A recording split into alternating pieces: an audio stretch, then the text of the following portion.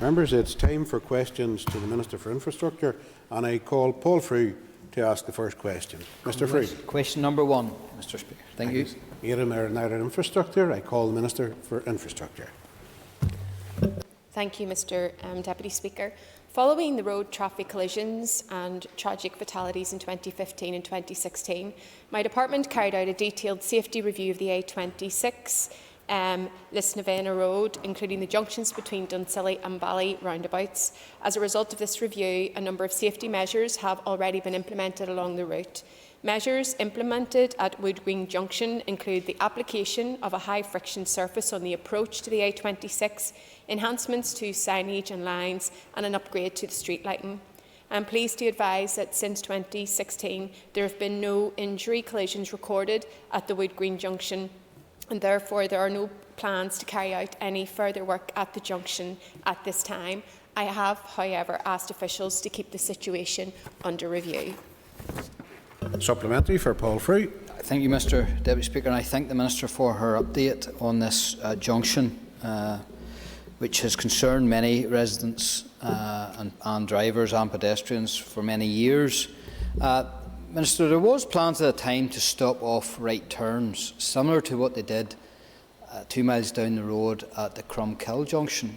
Has the Minister now ruled that out completely?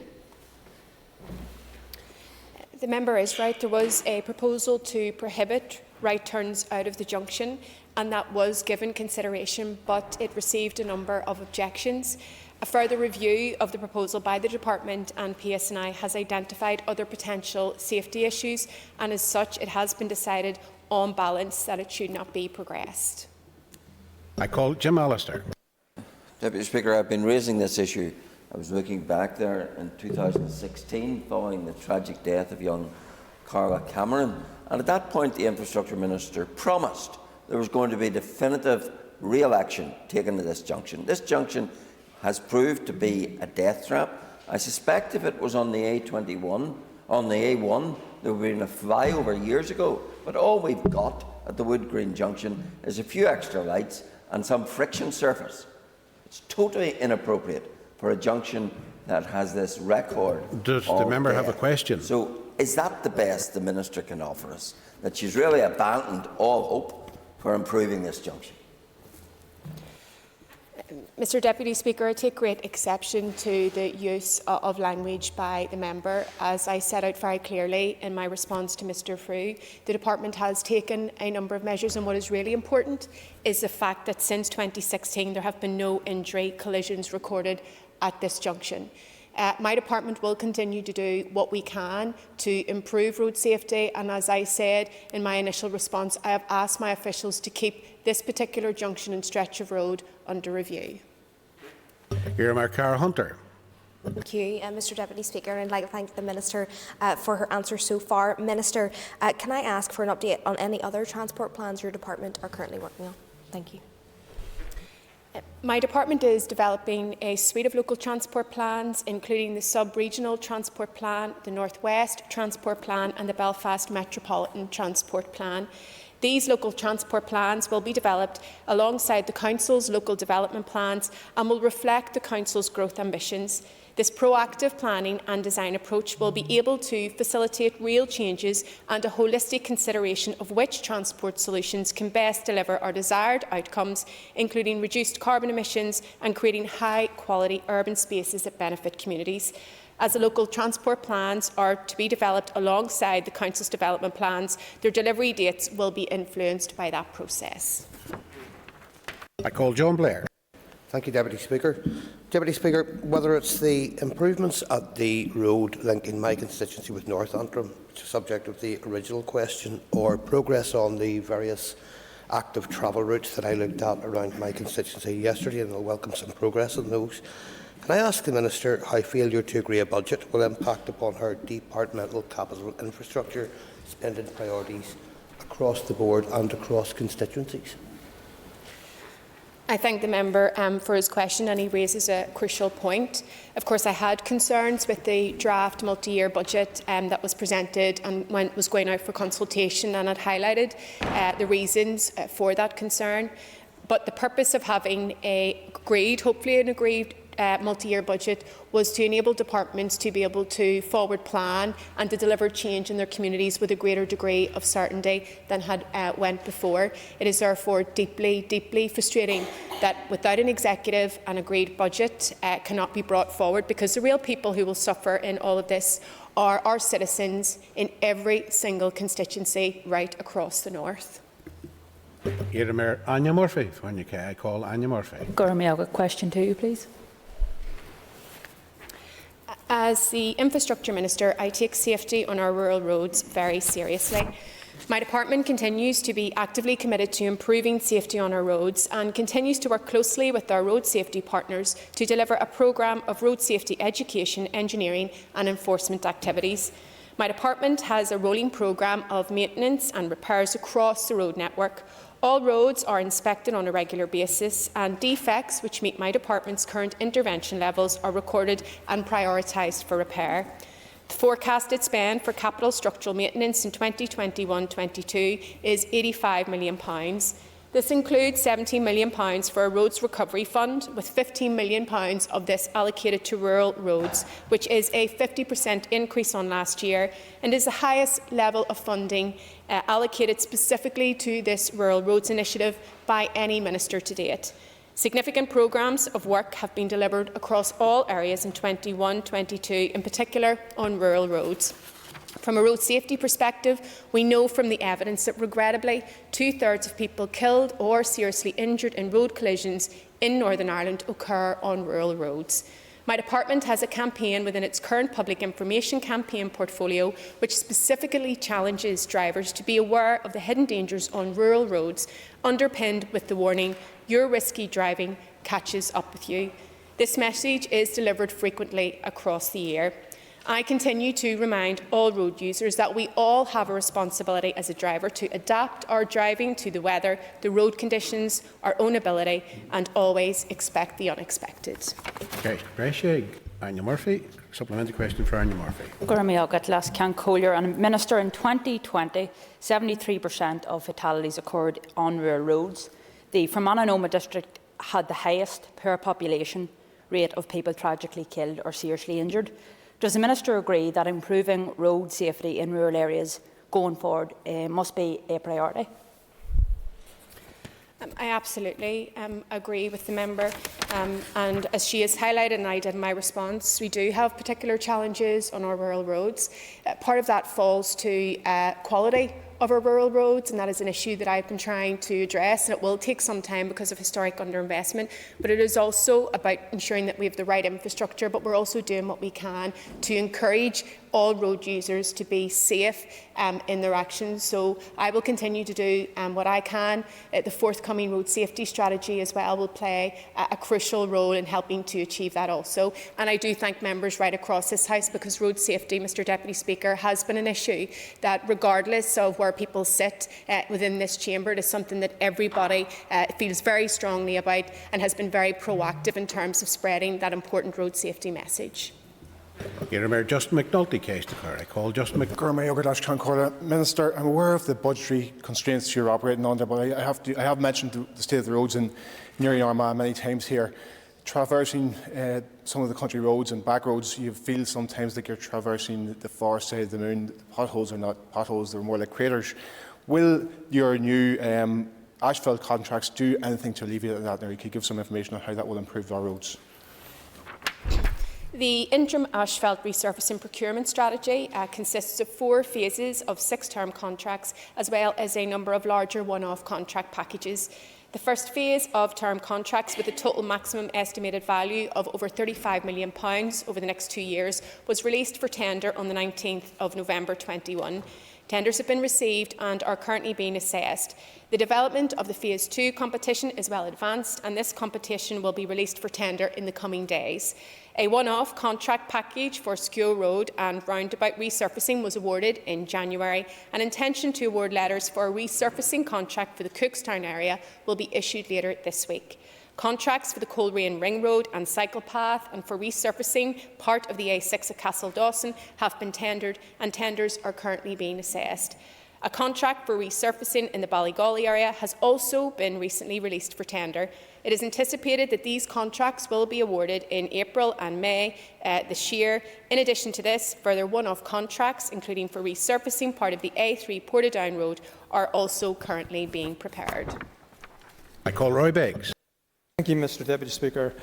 I acknowledge that it's important that there are widespread resurfacing schemes, but it's equally important that potholes are repaired on a timely basis in order to remove the risk to road safety that they present. And along with that, there's a significant cost of having to repair such a deep gouge in a road and possible cost of damage to vehicles. So what assessment has been made of the overall cost of allowing potholes to get to 50 millimetres before they are repaired on rural roads? The member will know, particularly being a member of the Infrastructure Committee, that the Barton report carried out a number of years ago identified a minimum level of funding of £140 million per annum to maintain the road network. The allocations to the department and its predecessor have fallen significantly short of that year on year, and we now find ourselves in the untenable situation where we have seen significant deterioration on our road network, and the department has had to implement a limited service in terms of repair compared to what it was able to do before. The department continues to do what it can within the resources that are allocated to it, and certainly in respect of defects. Our current standards specify response times for the repair of defects that range from 1 calendar day for the most serious defects to periods of 5 working days and 4 weeks for less serious defects. But I want to reassure the member that I will continue to make the case at the Executive to ensure that we do have sufficient funding so that we can not only maintain the road network, but that we can seek to improve upon it with new infrastructure.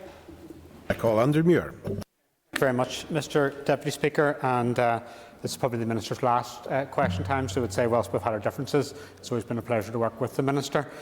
During her tenure as Infrastructure Minister, you announced an independent investigation in relation to roads procurement and surfacing contracts, which plays a key element in terms of road safety. Can I ask if the outcome of that will be reported before the end of this mandate?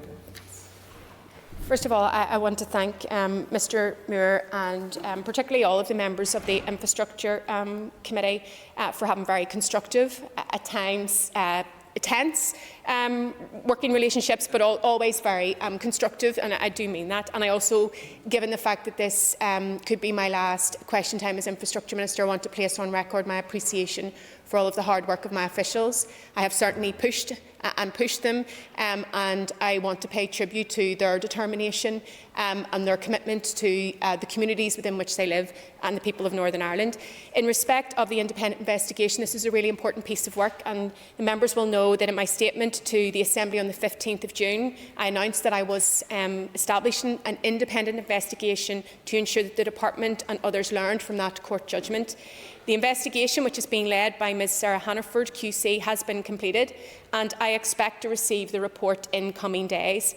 And my intention then is to ensure that this House is updated on the investigating's findings, and my commitment, as I have laid out to officials, is that we do so later this week. I call Stephen Dunn. Just on a similar theme, what lessons have been learned by the Department following the Court of Appeal ruling that the Department engaged in a clandestine preferential process, which did cause significant delay to quite a number of significant road resurfacing schemes right across Northern Ireland? I agree with Mr Dunn on the seriousness of that court judgment, and that is what led me to coming to the House to make an oral statement, and that is what led me to the establishment of the independent investigation, details of which I've just outlined in response to Mr Muir. I am very keen to receive that report. I haven't received it as yet, but at the time when I made the statement to the House, I gave a commitment that I would report back to the House and I would update them on the findings of that investigation. I've also been very clear with my officials that we have 1 week potentially remaining in this mandate, and therefore we need to ensure that my commitment to every member in this House is honoured and that they are given that clear update. I call Arlia Flynn. Gora Melgat, question number 3, Liddell, please. I am very keen to improve facilities for pedestrians, and I recently visited Hannestown to listen about concerns and see for myself the difficulties being experienced by road users and in particular pedestrians. I have given my commitment to the delivery of a new footway through Hannestown Village, and my department is currently progressing the design. I have also instructed my officials to assess the suitability of the existing speed limit in Hannestown Village. A traffic survey to determine the mean speed and traffic volumes in the village was carried out in January, and the results are currently being analysed as part of a speed limit assessment. My officials will also be carrying out a survey to determine the need for a pedestrian crossing in the village, which I know is an issue that the member has also raised.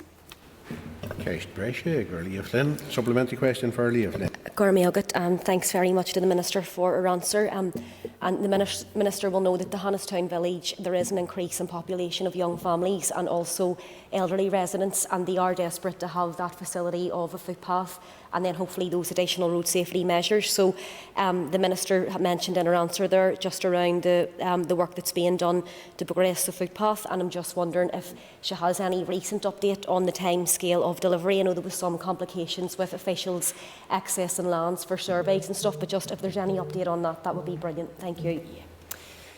Yeah, the member will know that there are a number of complexities to this particular project in terms of topography, the presence of a number of adjacent private residential properties and the access of land, which was resolved last month, and also public utility equipment and the existing narrow masonry bridge.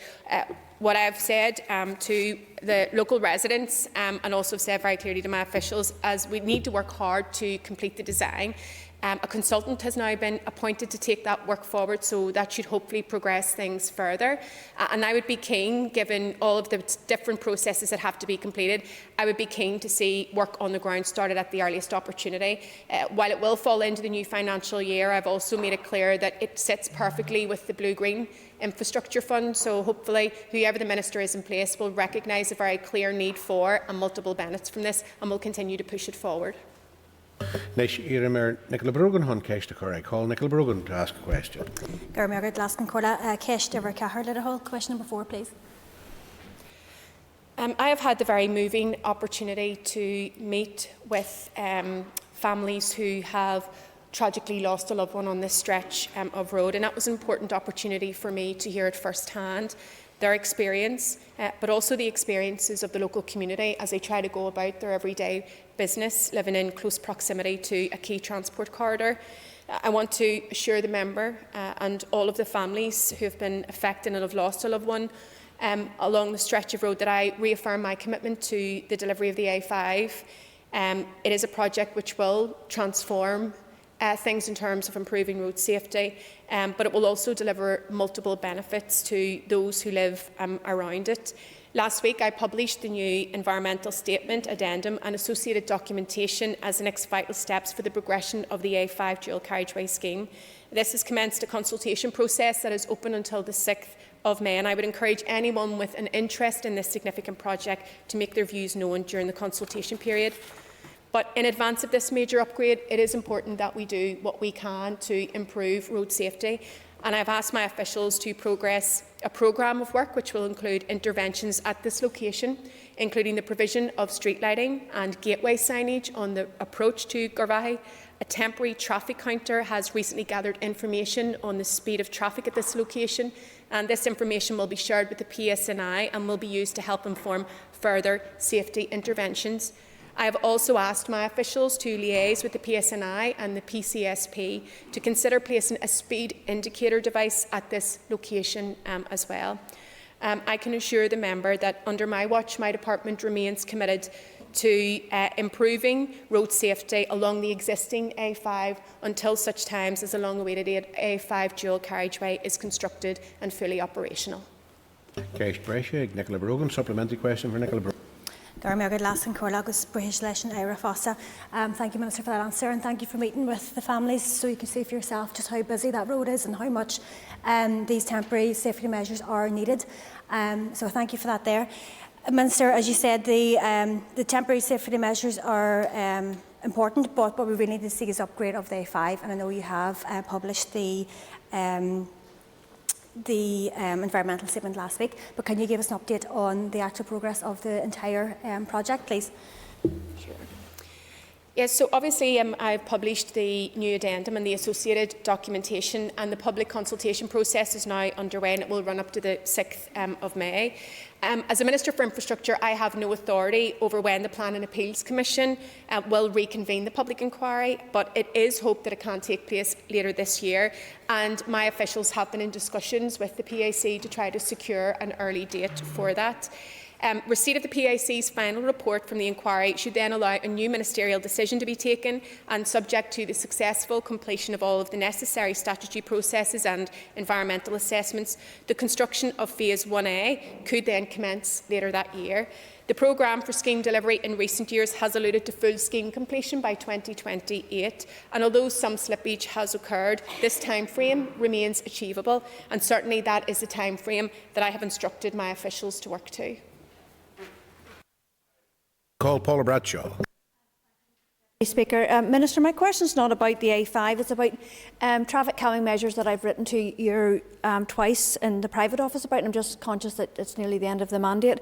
And it's about Orpin Park. I know your officials were consulting with local residents around traffic calming measures. I'm just wondering, do you have an update? Thank you. And as the member will know, and the Minister knows, it's not related to the question, but it's at the Minister's discretion what way she wishes to answer it. Thank you. I'm happy to provide a written update so that the member has the latest position in terms of Orpin Drive. Thank you. Question number 5. The member's not in her place, and I know that's due to a sad family bereavement. Question number 6. The member's not in his place. And I call George Robinson, please. Thank you, Mr.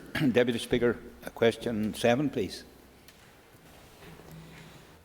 Construction of the new 25.5 kilometre section of dual carriageway between Drumahoe and Dungiven, which includes a bypass of Dungiven, is now well advanced, with earthworks, drainage and all 22 structures substantially complete. Work also commenced in November 2021, laying the final surface course, and to date, more than 30% of the final road surface has now been laid. Work is continuing on the remaining elements of the project, including the provision of safety barrier, road marking, signage, street lighting at junctions, landscaping and accommodation works, and I am pleased to say that these will be completed this year, largely as planned. Supplementary for George Robinson. Thank the Minister for her answer. Will the Minister consider a similar scheme at Greysteel in my constituency to alleviate significant traffic congestions on the main route from Limavady to Londonderry? The member will know that the Regional Strategic Network Transport Plan is currently being developed with the aim of going out to public consultation. That will set strategic priorities up to 2035 for road, bus and rail. So when that goes out to public consultation, I would encourage the member to make representations in terms of the project that he has just cited, but the others I know that he has raised with me, and that can be given consideration within that framework. I call Cara Hunter. Deputy Speaker, I'd like to thank the Minister again for her answers so far. Can I ask the Minister to detail what active travel measures will benefit the people of East Derry as a direct result of this scheme? Thank you. To help promote active travel in line with my department's commitment to create greener infrastructure and encourage people to walk and cycle, this scheme provides a continuous route for cyclists and pedestrians between Claudy and Drumahoe. This will be a combination of proposed new and existing footpaths, new shared use access lanes and existing roads, which will also provide a link to the Oaks and Bruntulla Woods. Between Dungiven and Claudy, cyclists and pedestrians will use the existing shared paths, footpaths and hard shoulder on the old A6 Four Glen Road, which will have significantly reduced traffic flows following the opening of the new dual carriageway.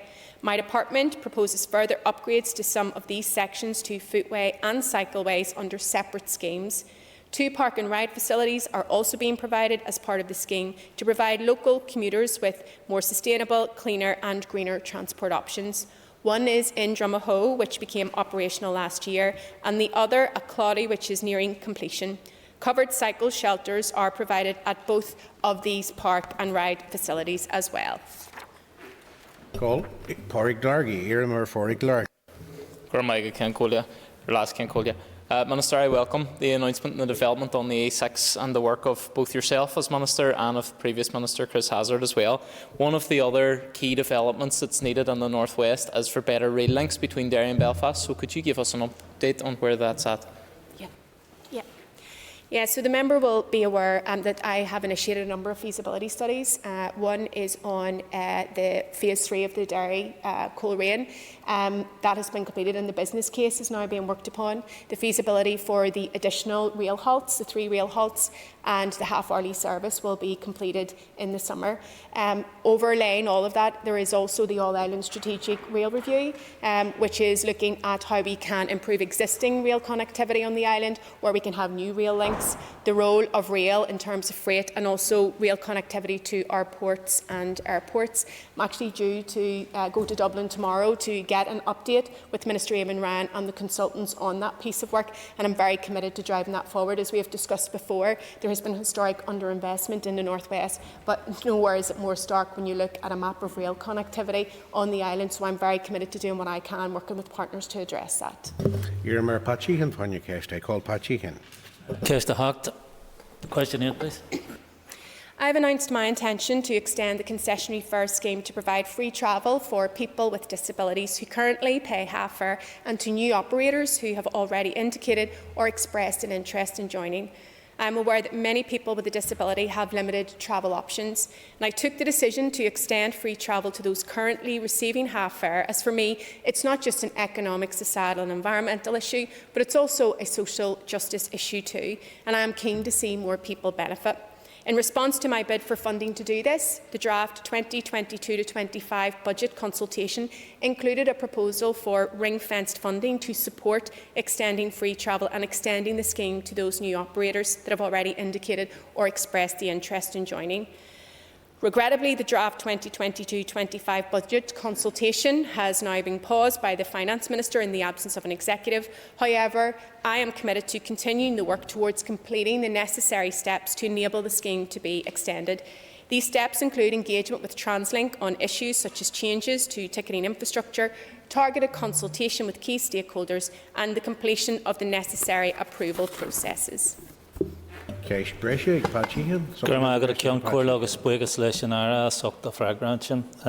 Minister for that. And I welcome the steps taken to extend the concessionary fare to black taxis and the people with disabilities who currently only access a half-fare concession. I wonder, could the Minister give some more detail on the timeline for putting this into action? Well, I want the extension to free travel for people with a disability to come into effect and to those new operators as soon as possible, and so that's the timescale that I'm working on. As I've said, I intend to work towards completing the necessary steps to enable the scheme to be extended in the new financial year. I've outlined what steps are required, and I will continue to work to try to secure the funding, but in the absence of that, from our perspective, all of the necessary steps that are required are being taken forward, and I am clear that the timescale is the new financial year. And I have time for a brief question and answer from Mervyn Storey.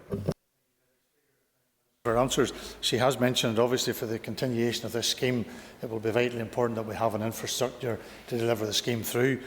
When will the Regional Strategic Transport Network Plan be published? Because she has promised this House on a number of occasions that it would be, and now we're told today it's going out to consultation. It has always been the case that the Regional Strategic Transport Network Plan would have to go out to public consultation. It's a key strategic document that will set out infrastructure priorities up to 2035. Given it is such a complex and important piece of work, I'm sure the member will agree with me that it is very important that we get that right. And so that's the work that officials have been undertaking. The intention is that when that is completed, it will go out to public consultation, and then every member and citizen will have the opportunity to feed back their views, and then the plan can be adopted accordingly. Very briefly, Justin McNulty. I call Justin McNulty. Minister, given your ambitions in relation to moving people towards public transport, do you have enough money to do that going forward? The short answer is no. Obviously, I mean, it's been well rehearsed and it's in the public domain that TransLink wasn't in receipt of sufficient funding over many years, which then required it to eat into its reserves.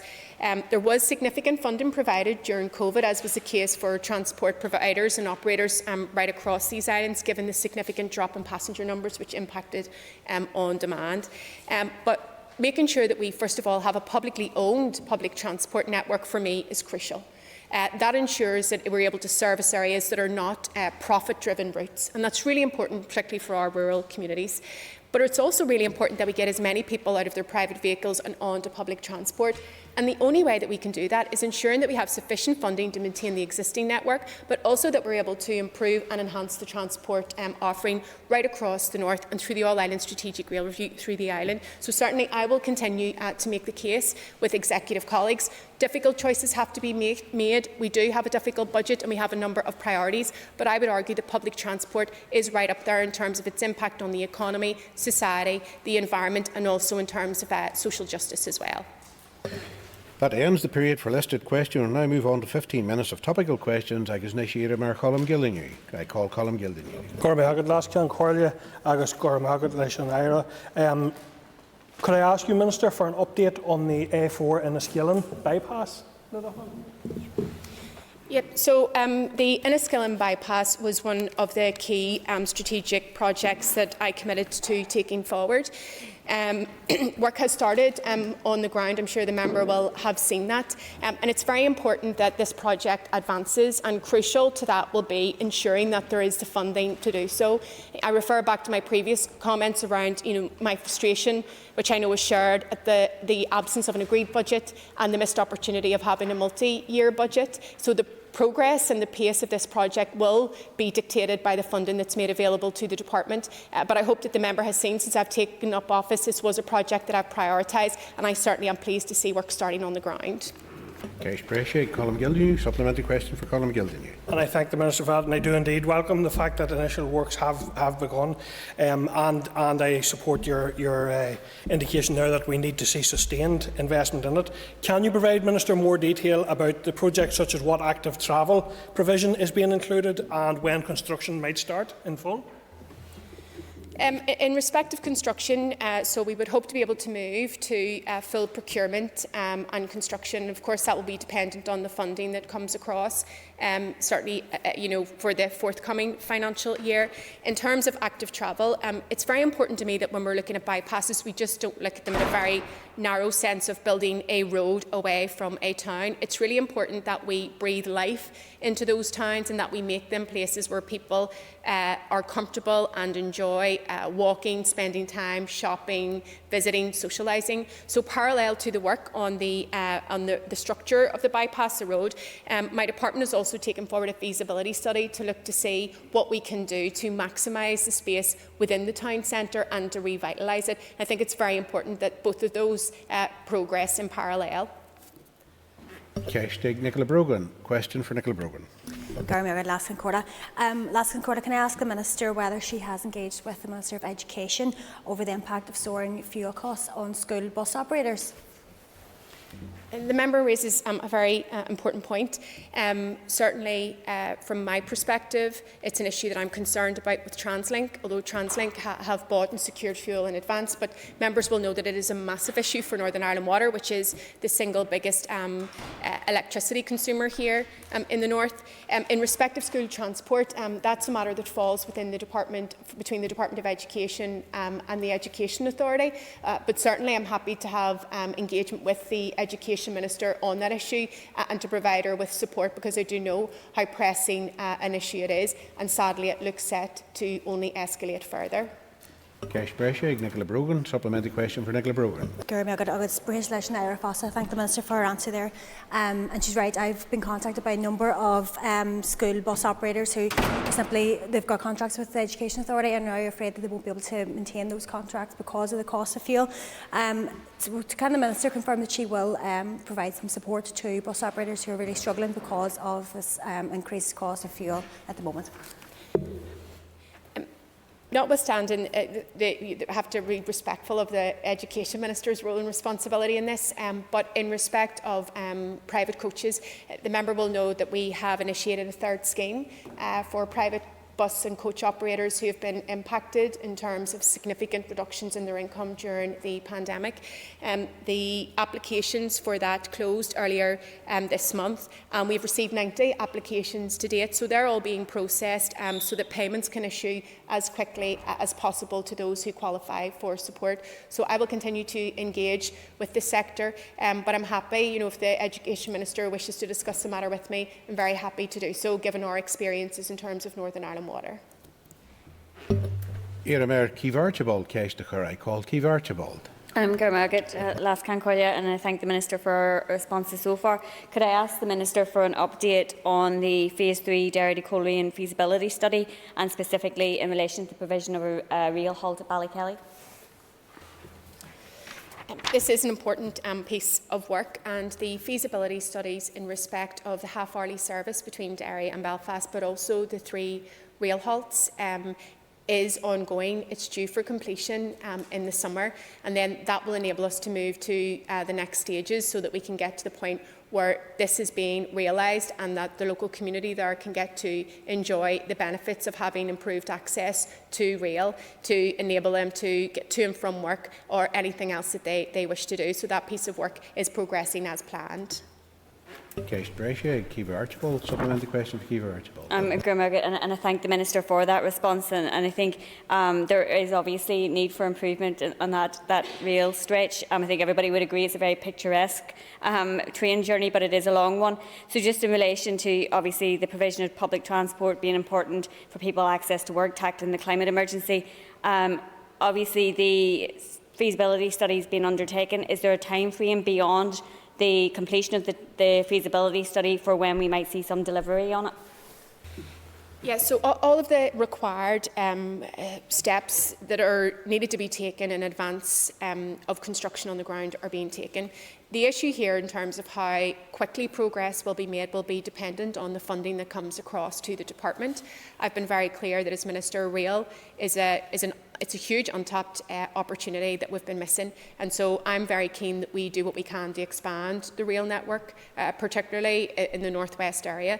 So my hope would be that I hope against hope that after the election we have an executive formed, that we can have ministers in post, and that the Minister for Infrastructure would be able to then move to the construction parts of the rail projects that we have been working on. I think that would be hugely beneficial, and I know that rail is an issue that many members across this House feel passionately about. Mark Durkin le Keshtakar, I call Mark Durkin. I ask Concordia, like I'm sure many members, I've been out on the doors engaging with constituents a fair bit of late, and for once potholes and parking issues aren't the hot topics. People here are really struggling with the cost of living, and it's incumbent upon our ministers to work collectively and individually within their own departments to help people. Can the Minister outline her own actions in this regard? The member is absolutely right. We bandy about terms like a cost of living crisis, but the reality is that so many households are being crippled by soaring food bills, soaring fuel, soaring energy bills. People who are on social security are absolutely struggling.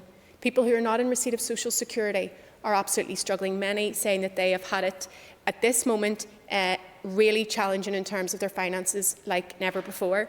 So there's a responsibility on all of us to do what we can to try to mitigate that and to make sure we keep money in people's pockets and that we get money into people's pockets. I was pleased to be able, before Christmas, to bring forward regulations in this House to protect people, families from having to pay water charges. It was important to me to bring forward the motor insurance legislation to try to protect people against a hike in their motor insurance premiums of up to £50. And then members will be aware also that I took the decision to freeze any hike in public transport fares, because I recognise that for many people who can't afford a car, they are completely reliant on public transport. But I also hope that by freezing fares, it will make life easier for people who have to run a car and are facing huge and escalating petrol and diesel prices to be able to afford and travel on our public transport network. I'm also very conscious of the private members bill that Mark H is working on, emergency legislation that in the absence of an executive would see emergency energy payments going into households right across the north. And I'm also very pleased that that has been able to date to secure the political support of every party in this House. I think at this time people are looking to their politicians to act to help them, and certainly we should be doing everything, even in the very difficult political circumstances within which we find ourselves, we should be doing everything to help them.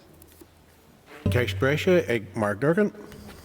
Thank the Minister for her answer and even more for her actions.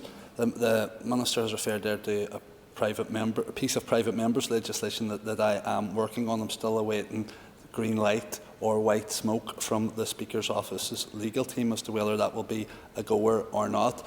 But should it be, can the Minister assure me of her support? The member can be absolutely assured of my support. All of us have constituents who are contacting us. All of us know how difficult and tight people are getting it. And I think all of us want to make sure that we're doing everything that we possibly can to help our citizens at this really difficult time. I call John Stewart. Minister, at the risk of sounding ridiculously parochial, can I raise the traffic lights in Victoria Road and Carrickfergus? I do jest, but they're on one of the busiest junctions, Minister, from Victoria Road on to the main road in Carrickfergus. They have failed over 20 times in the last 6 months. Despite constant communication with your department and Siemens, still nothing has been done. In the interest of public safety, can you look into the matter for me? All politics is local, and these issues are hugely important. I'm not aware of this particular instance. My instinct leads me to think that there may be an electrical fault if the outage has been that frequent, but certainly I give a commitment to taking this issue away, asking my officials for an update and then providing you with an update in writing. Supplementary question from Mr. Stewart. Thank you, Deputy Speaker. I thank the Minister for that answer. Moving slightly further up the coast now, on the Larne, could I ask the question, last week's disgraceful actions by P&O have really shone a light on the questionable ownership of a port. We wouldn't allow an airline company to own an airport in Northern Ireland, or certainly would raise eyebrows over it, yet in Northern Ireland we have a port of Larne being operated by the owners. Doesn't seem right to me in the interests of fairness and delivering for the public. Could you look into the option of a free port for that and the other options that may be available? I do realise there may be some sort of a tenuous link between the lights and the supplementary question, but it is supposed to be a supplementary question, the original question, but it's up to yourself, Minister, at your discretion what your response would be. No, look, I think like everybody, I was shocked and appalled at how P&O workers have been treated. I mean, who thinks that it is acceptable to treat people in that way, stripping them of their dignity and treating them like a cheap commodity? And I think we need to reflect very, very carefully on where we are going as a society in terms of workers' rights and workers' protections, particularly in the globalised world in which we live. In respect of Larne, the member will know that my department has a very limited role because it is a privately owned port.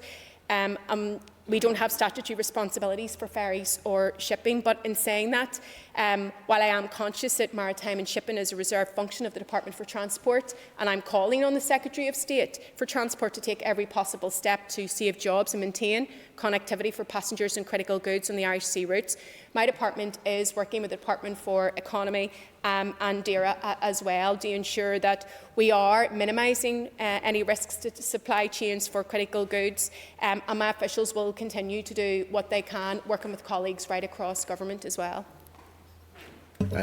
Mr. Humphrey isn't in his place, therefore I call George Robinson. Thank you, Mr. Deputy Speaker. And can the Minister provide a long-awaited update on when the Regional Strategic Transport Network Plan will be published? I know she may have answered that, but I'll ask it anyway. And as I was saying, this is a really important document because it is going to set out the infrastructure priorities for road, bus and rail up to 2035. So officials have been working with consultant partners to try to bring further detail to that. I'm very clear that we need to make sure that we get it as right as we can before it goes out to public consultation. But members will have the opportunity to respond and to make their views known when it does go out for public consultation, because I think it's really important that we have a genuine consultation process and that then the Minister and my department is able to reflect on the views and, if it is required, not shy away from making changes to that document. Time for a quick supplementary from Mr. Robbins. Thank the Minister for answering us. This will be the last question time before retirement. Can I ask the Minister again, will she commit to the inclusion of a bypass for Ballykelly and the climbing lane at Gorcorbies on the Limavady to Coleraine route within this plan? I want to wish Mr Robinson well. In my encounters, he has always been an absolute gentleman, and he has never played the person. He has always just really cared about his constituents and his community, and it constantly shines through. If you were able to bring forward infrastructure projects based on the integrity of members campaigning for them, these would all be built, I assure you, Mr Robinson, but obviously we need to take it within a strategic framework. And so I assure you that these infrastructure projects, these road projects, will be considered as part of that regional strategic transport plan. And of course, even as a relaxed citizen who's no longer in politics, you of course can still make your views known through that consultation process, and I for one look forward to reading your views. Thank you. And on that note, on that positive note, time is up. So members just take their ease while we move to the next item of business, please.